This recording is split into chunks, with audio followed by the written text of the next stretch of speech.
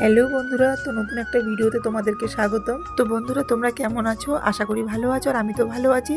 তো আজ তোমাদেরকে জানাবো গোবরডাঙ্গার ইতিহাস সম্বন্ধে। তো দেখো বন্ধুরা, এটা হলো গোবরডাঙ্গার জমিদার বাড়ি। ছোট থেকেই না মা ও দিদার মুখে অনেক গল্প শুনে এসেছি, কিন্তু আসার মতো সেই রকম কোনো সুযোগ পাইনি, বুঝেছো?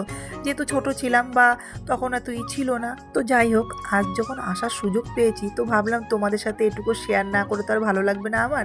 তাই তোমাদের সাথে আমি শেয়ার করতে আসলাম। দেখো বন্ধুরা, কেউ এটাকে জমিদার বাড়িও বলে গোবরডাঙ্গার, আর কেউ গোবরডাঙ্গার রাজবাড়িও বলে। তো যাই হোক, যে যেই নামে চেনে, ঠিক আছে? তো দেখো, আজ তোমাদেরকে এই জমিদার বাড়ির সম্বন্ধে কিছু জানাবো, যেটুকু আমি জানতে পেরেছি সেটুকু তোমাদের সাথেও শেয়ার করব। তো কথিত আছে টাকির জমিদারের লাঠি আর গোবরডাঙ্গার জমিদারের হাতি। গোবরডাঙ্গার জমিদারদের ঐতিহ্য চাকজমকের নিদর্শন কি ছিল বলে তো? হাতি। এক নামে কিন্তু সবাই চিনতো।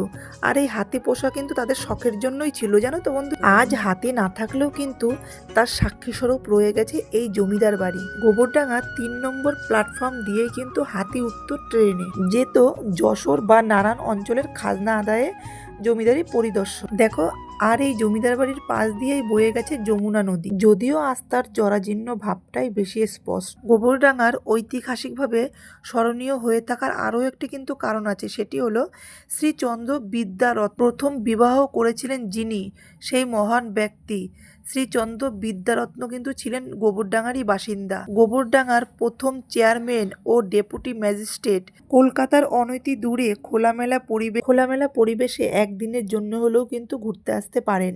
এখানে কিন্তু রয়েছে আরো নানান ঘোরার জায়গা। তো বন্ধুরা, তোমরা যদি কেউ আসতে চাও, শিয়ালদা বা বনগাঁ থেকে ট্রেনে গোবরডাঙ্গা স্টেশন, আর ওখান থেকে টোটো বা ভ্যান করে চলে আসেন এই ঐতিহাসিক জমিদার বাড়িতে, কিংবা রাজবাড়ি বললে সবাই চিনবে। তো বন্ধুরা, ভিডিওটা এই পর্যন্তই ছিল। কেমন লাগলো অবশ্যই কমেন্ট করে জানাবে। ভালো লাগলে like, comment, share and subscribe করতে কিন্তু একদম ভুলবে না। আরও সুন্দর সুন্দর ভিডিও আমাদের চ্যানেলে খুব তাড়াতাড়ি আসছে। তো বন্ধুরা, তোমরা কিন্তু পাশে থেকো।